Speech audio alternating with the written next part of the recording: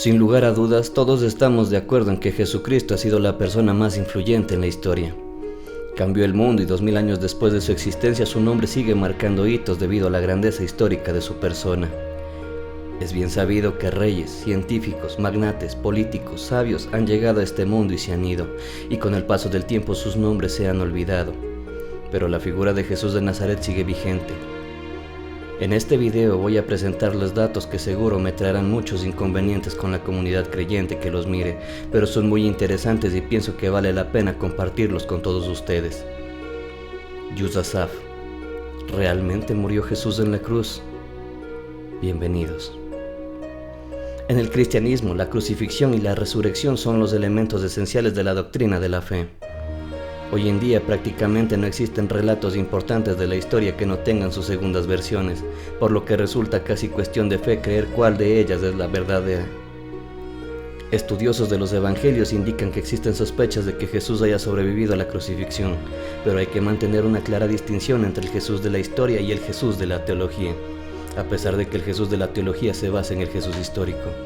Solo se puede encontrar la figura del Jesús de la historia hurgando en varios documentos históricos, uno de los cuales es el Nuevo Testamento, pero a esto hay que acotar lo siguiente.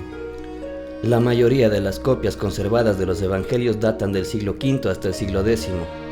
Existen tantas variantes en el texto bíblico como palabras hay en el Nuevo Testamento. Es decir, cuando se cogen distintas copias entre sí, los términos y las palabras que aparecen pueden llegar a tener hasta 400.000 variaciones en el relato.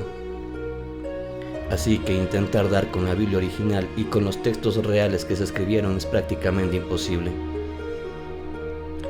Cabe destacar que los evangelios fueron escritos entre el año 70 y 100 de nuestra era, es decir, 40 años después de la muerte de Jesús, lo que significa que los evangelios habrían seguido un proceso más o menos largo antes de llegar al estado en el que nos los encontramos hoy. La tradición oral, las primeras unidades narrativas escritas, las colecciones de dichos de Jesús, la fijación por escrito del relato de la pasión, de noticias de apariciones y de ulteriores colecciones de hechos, serían los pasos previos para la formulación de los evangelios que ahora conocemos. En aquellos tiempos no existía la imprenta, por lo que para la elaboración de nuevos textos se hacían transcripciones mediante un escribiente, y en cada copia algo se añadía o se obviaba o se interpretaba copia tras copia, y no hay duda de que llegó un momento en que mucho es añadido, mucho fue eliminado o mucho tergiversado de acuerdo a la calidad del escribano. Esto se puede comprobar poniendo de ejemplo cómo una noticia que se cuente desde una perspectiva diferente puede llegar a parecer noticias diferentes dependiendo de quién las cuente, o si una noticia que solo tiene unas horas o días de antigüedad ya nos llega muy deformada o tergiversada. Como no pensar que después de 40 años desde la muerte de Jesús y con los intereses creados religiosos no se modificaría el escrito original o los hechos reales. Algo en lo que sí existe coincidencia en los 4 evangelios es que Pilatos no quedó muy convencido de la culpabilidad de Jesús y que se vio forzado a decretar su muerte. Cita que encontramos en el Evangelio de Juan capítulo 19 versículo 12. Desde entonces procuraba Pilato soltarle, pero los judíos daban voces diciendo: si a este sueltas no eres amigo del César, cualquiera que se hace rey se declara en contra del César. Y continúa en Mateo 27 versículo 24. Viendo Pilato que no conseguía nada, sino que más bien se estaba formando un tumulto, tomó agua y se lavó las manos delante de la multitud diciendo: soy inocente de la sangre de este justo, allá ustedes. Evidentemente Pilato no deseaba la muerte de Jesús, pero los judíos declararon a Jesús como un rebelde que deseaba llegar a ser rey. Advirtieron a Pilato que si se dejaba libre sería él el desleal al César. A Pilato, que no se podía jugar su alto cargo y al que no le convenía en modo alguno la enemistad del César, solo le quedaba la opción de ajusticiar a Jesús de forma tal que aparentemente muerto pudiera sin embargo seguir con vida. Así fijó en primer lugar la crucifixión en un viernes y a punto de llegar la hora del gran sábado. Especulaba Pilato con que, de acuerdo a las leyes judías, el cuerpo de Jesús no podía permanecer en la cruz después del anochecer. También en el instante preciso aparece en escena un hombre llamado José, declarado amigo de Pilato, persona notable de la localidad y discípulo secreto de Jesús. Este hombre se lleva el cuerpo de Jesús a un lugar en el que los judíos no tenían nada que buscar. Según el Evangelio de Marcos, Jesús fue crucificado un viernes a la hora tercera después de la salida del sol según el horario judío. Esto quiere decir que Jesús fue crucificado a las 9 de la mañana. También nos dicen que estuvo 6 horas en la cruz hasta la hora novena, 3 de la tarde, hora en la cual expiró.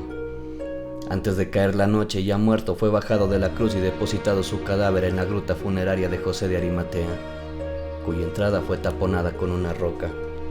El domingo siguiente, el cuerpo de Jesús había desaparecido inexplicablemente del interior de la gruta. Se había cumplido la profecía bíblica, había resucitado de entre los muertos. En primer lugar, hay que considerar que Jesús no permaneció muchas horas crucificado. Fue bajado de la cruz en la tarde del mismo día del que fue dictada y ejecutada su sentencia. Según investigadores, a Jesús no le dieron de beber vinagre, sino un opiáceo con el que sus aliados lo anestesiaron. Además, afirman que Jesús murió de forma sospechosamente rápida.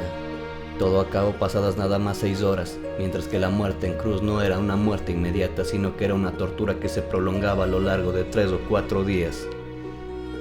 Conviene tener presente que si a un crucificado se le bajaba de la cruz a tiempo y se le trataba cuidadosamente, generalmente se recobraba y sobrevivía.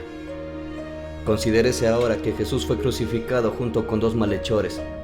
Los 3 por lo tanto estaban sufriendo el mismo suplicio y al momento de bajarlos de la cruz al mismo tiempo que a Jesús, los 2 ladrones seguían con vida, por lo cual los soldados romanos les quiebran las piernas para que acaben de morir. Es improbable que Jesús, habiendo sufrido el mismo suplicio, hubiera muerto ya. Poncio Pilatos, persona que conocía de sobremanera cuánto tarda un sentenciado en morir en la cruz, extrañó que Jesús hubiera muerto ya. En el Evangelio de Marcos, capítulo 15, versículos 44 y 45 se lee: Pilato se sorprendió de que ya hubiese muerto, y haciendo venir al centurión le preguntó si ya estaba muerto, e informado por el centurión dio el cuerpo a José. También es muy conocido el hecho de que cuando el centurión romano prueba que Jesús está muerto hiriéndole con su lanza en un costado, de la herida fluye agua y sangre, pero de un cuerpo muerto brotan únicamente algunas gotas de sangre espesa. Una vez bajado de la cruz, según vimos con vida, se suceden una serie de acontecimientos que indican que se le intentó curar y que salió también con vida de su sepultura. Observemos en primer lugar que Jesús fue entregado no a sus enemigos, sino a quienes le eran amigos. Así leemos en el Evangelio de Juan, capítulo 19, versículos 38 y 39. Después, José de Arimatea, que era discípulo de Jesús, pero a escondidas por miedo a los judíos, pidió a Pilato que le dejara llevarse el cuerpo de Jesús, y Pilato se lo concedió. Fueron pues y se lo llevaron. Fue también Nicodemo, al que anteriormente había ido a encontrarle de noche, llevando una mezcla de mirra y aloe, unas 100 libras. Es curioso observar ahora que Jesús fue llevado a una tumba de José de Arimatea y que esta tumba no fue rellenada con tierra como es costumbre entre los judíos, sino que únicamente fue tapada con una gran piedra o roca. Se trata de una tumba espaciosa en la cual había aire suficiente para respirar. Curioso es también observar que para salir del sepulcro Jesús necesitó apartar la roca que tapaba su entrada, lo cual indica que de ahí salió un cuerpo físico humano y no un ente espiritual o divino para el que no hubiese sido necesario desplazar la roca. Es más, Jesús hombre se adelanta a sus discípulos en el camino a Galilea. A partir de la entrega del cuerpo a José de Arimatea leemos todo esto en el Evangelio de Marcos, capítulo 15, versículos 46 y 47 y capítulo 16, versículos del 1 al 7. Este compró una sábana, bajó el cuerpo, lo envolvió en la sábana, lo depositó en un sepulcro tallado en la roca e hizo rodar una piedra para tapar la puerta del sepulcro. María Magdalena y María, madre de José, miraban dónde lo ponían. Y cuando pasó el día de reposo, María Magdalena y María, madre de Jacobo y Salomé, compraron especias aromáticas para ir a ungirlo, y muy de mañana, el primer día de la semana, fueron al sepulcro recién salido el sol, y se decían entre ellas: ¿quién nos removerá la piedra de la puerta del sepulcro? Miraron y vieron que habían separado ya la piedra. Era realmente muy grande. Entraron entonces en el sepulcro y vieron a un joven sentado a la derecha, vestido con un hábito blanco, y se asustaron. Pero él les dijo: no tengáis miedo, buscáis a Jesús de Nazaret, el crucificado. Ha resucitado, no está aquí. Ved el lugar en el que lo pusieron, pero id y decidles a sus discípulos y a Pedro que os precede a Galilea, allá lo veréis tal como os dijo. La afirmación de que María Magdalena, María y Salomé entraron en el sepulcro indica las dimensiones espaciosas de este. Por una parte, existen indicios claros de que Jesús fue curado de sus heridas por Nicodemo. Este le aplicó un ungüento que curaba las heridas y facilitaba la circulación libre de la sangre en el cuerpo. El ungüento aplicado por Nicodemo a Jesús se conoce por el nombre de Maram y Isa, el ungüento de Jesús, o también Maram y Rosul, el ungüento del profeta. Ungüento citado en numerosos tratados médicos orientales, en muchos de los cuales se afirma también que es un ungüento aplicado a las heridas de Jesús cuando fue bajado de la cruz. El más conocido de estos tratados es el famoso Canón de Avicena. Hoy en día muchas personas creen que Jesucristo, después de sobrevivir a la crucifixión, fue ocultado en la sepultura y curado hasta que logró huir de sus perseguidores a la India. Dicen que en ese país prosiguió su labor de profeta con el nombre de Yus Asaf. Es conocido que desde Nazaret salían caravanas con destino a Damasco y continuando su posterior viaje a Cachemira, donde tuvo su hogar hasta el final de sus días. Tomás fue el único discípulo que acompañó a Jesús en su ida de Jerusalén hasta Cachemira. Aparece en Damasco y en Macedonia, y aparece ahora en Taxila. A partir de aquí acompaña a Jesús a Cachemira, en donde estará con él hasta el momento de su muerte. Luego retrocederá hasta Taxila para seguir hacia Kerala, en el sur de la India, siendo muerto y quemado en Miralope, Madrás. Es muy bueno mencionar que en el Evangelio de Juan se llama también a Tomás por el nombre de Dídimo, correspondencia griega del arameo toma, que significa mellizo, a causa del extraordinario parecido entre Tomás y Jesús. Juan capítulo 20, versículo 24. Durante el viaje a Cachemira, Jesús adoptó el nombre de Yus Asaf para mantenerse de manera incógnita y a salvo de posibles perseguidores que pusieran en riesgo su vida.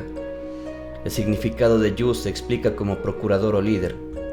Ambas palabras son hebreas, pero en ninguna de las obras citadas explica realmente qué significa Yus Asaf y no le hallamos explicación lógica a la luz de los significados aportados. En el libro Faram y Asafia se explica de la siguiente forma el significado de Asaf. En tiempos de Hazrat Isa, Jesús, cuando los leprosos fueron curados por él, estos habiendo sido admitidos entre la gente sana y que está libre de enfermedades, fueron llamados Asaf. Así la palabra Asaf fue aplicada a los leprosos curados por Jesús. Por lo tanto, Yus Asaf significa el procurador o líder de los leprosos curados por Jesús. ¿Quién podría ser esa persona sino Jesús mismo? En un antiguo libro escrito en sánscrito, el Bhavishya Mahapurana, atribuido a Vivas, escrito en el año 3191 de la era láuquica, que corresponde al año 115 de nuestra era, se informa que tiempo antes, en el año 48, el Raja Shalewain salió cierto día a dar un paseo por las montañas, y en Boyen, cerca de Srinagar, vio a un personaje distinguido de complexión blanca portando ropas blancas. El Raja le preguntó por su nombre. Jesús le respondió que le conocen por el Hijo de Dios y como nacido de una virgen. Doy a continuación la traducción exacta de los versos escritos en sánscrito.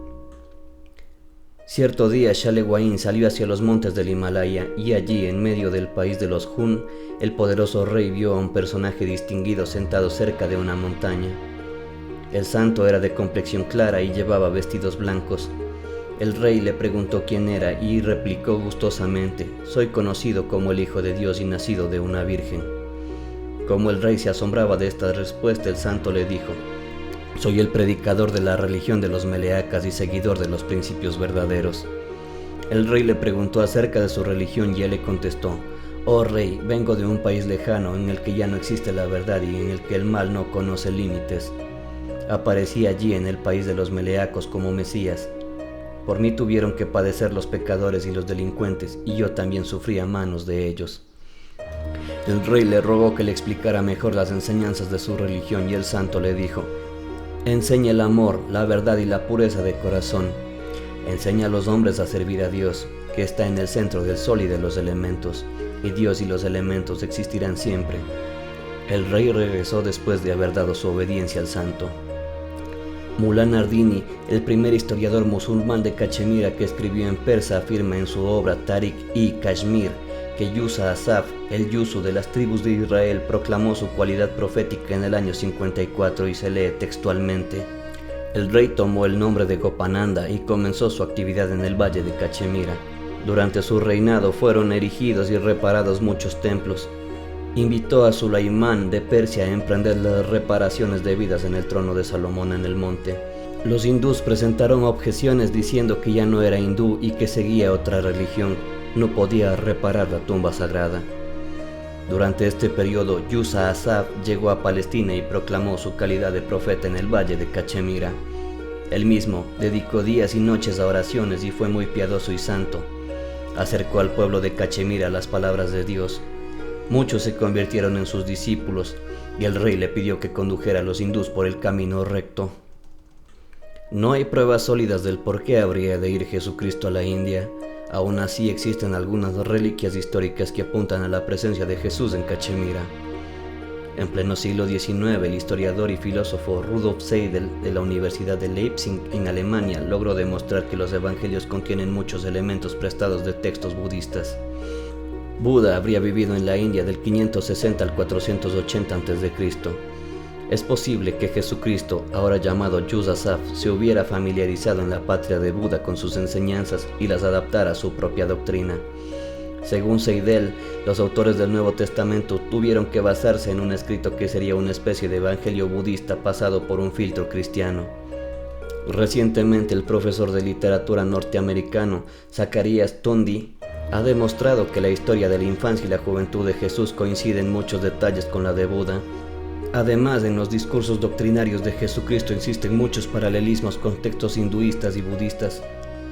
Para el historiador alemán Olgierd Kersten, no cabe duda que los rasgos fundamentalistas de la doctrina cristiana son de naturaleza budista. Tanto el milagro de la multiplicación de los panes como el de la marcha de Jesús sobre las aguas son idénticos en sendas historias milagrosas que se cuentan del Buda histórico. En el caso de los panes, no solo coincide con el propio fenómeno, sino también con el número de personas, de panes y de cestos con las obras. La historia de la marcha sobre las aguas es por su estructura y su contenido casi idéntica con la tradición budista, que es más antigua. Ambos apóstoles, Sariputta en el caso de Buda y Simón Pedro en el de Jesús, se hunden en el agua por su falta de fe. La tumba de Yusuf Asaf. En un lugar apartado en las montañas del norte de la India, en medio del casco antiguo de la ciudad de Srinagar, hay una casa de buena apariencia en la que descansan los restos del profeta Yusuf Asaf. Los muros se construyeron alrededor del sepulcro después de que la mística reliquia fuera declarada oficialmente en 1766 monumento sagrado. En el interior hay dos sarcófagos de piedra sobre el suelo, envueltos en una gruesa manta y rodeados de una estructura de madera. El más grande es el de Yusuf Asaf, y en la superficie se ven varias inscripciones musulmanas y fechas. La tumba propiamente dicha del profeta se halla debajo del sarcófago en una cámara mortuoria que se puede ver a través de una pequeña abertura. En este punto cabe destacar lo siguiente. El gran escritor e historiador oriental Shaikh al-Said us-Sadiq, muerto en Khurasán en el año 962, hace mención de los viajes de Yusuf Asaf en su famoso libro Ikmal ud-Din. Este libro es considerado por los orientalistas occidentales como altamente valioso. En él se describe la escena de la muerte de Yusuf Asaf. Se dice allí que Yusuf Asaf, al sentir la aproximación de su muerte, envió a buscar a su discípulo Babad, Tomás, y le expresó su último deseo referente a la continuación de su misión. Indicó a Tomás que construyera una tumba sobre el cuerpo en el lugar exacto en que expirase. Se estiró entonces con sus piernas dirigidas hacia el oeste y su cabeza hacia el este y murió. Esta escena queda descrita en las páginas 357 y 358 del mencionado libro. Según la costumbre islámica, las tumbas se colocan en dirección norte-sur. La de Yusuf Asaf, a la que se dice que contiene los restos mortales de Jesucristo, mira de este a oeste, siguiendo la tradición judía. Según los historiadores, Yusuf Asaf no pudo ser musulmán. El legendario profeta tampoco puede pasar por hindú. De acuerdo con los hábitos religiosos del país, su cadáver habría sido incinerado. La descripción del profeta dicen que era un hombre afable, de piel clara, que vestía una túnica blanca y que, como Jesús, decía ser hijo de una virgen y hablaba con los ángeles. Esta es para algunos historiadores una prueba suficiente de que en esta tumba está Jesús y de que Jesús era Yusuf Asaf. En el sepulcro se halló un relieve en forma de dos huellas de pies, junto al que había, según se dice, un crucifijo y un rosario. En Asia, las huellas de pies junto a las tumbas de los santos son una tradición muy extendida. Las huellas suelen acompañarse siempre de distintivos característicos.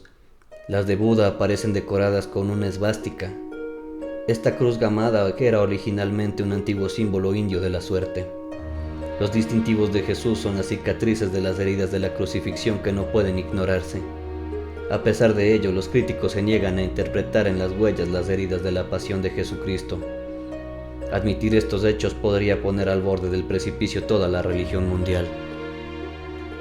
El historiador alemán Holger Kersten se propuso reconstruir el viaje de Jesús alias Judas Saf a la India y su vida de profeta forastero en medio de la población de aquel lejano país. En una de sus primeras visitas a Srinagar, incluso logró convencer al gobernador de Cachemira, Faruk Abdullah, de que le hiciera abrir la tumba. Kersten quería reforzar su tesis de que el profeta extranjero era la misma persona que Jesucristo, pero en la fecha prevista para la apertura se desataron violentos disturbios políticos en la región. Cachemira es desde hace decenios un foco de crisis debido a la división del antiguo principado, mientras que la región en la que se halla Srinagar está bajo administración india. Ciudades como Ladakh o Wilwit están ocupadas por China o Pakistán respectivamente. Por ello, el jefe de la policía se opuso a la apertura de la tumba. Esto ocurrió en el año 1984 y desde entonces nunca ha vuelto a apaciguarse del todo las luchas territoriales y de poder en Cachemira. Así que la tumba de Judas Saf permanece cerrada guardando su secreto hasta nuestros días. De manera indiscutible, Jesús ha sido uno de los personajes más distinguidos de nuestra historia y me he enfocado en plasmar lo mejor posible el caso que me ha sorprendido y del que no tenía idea que existía.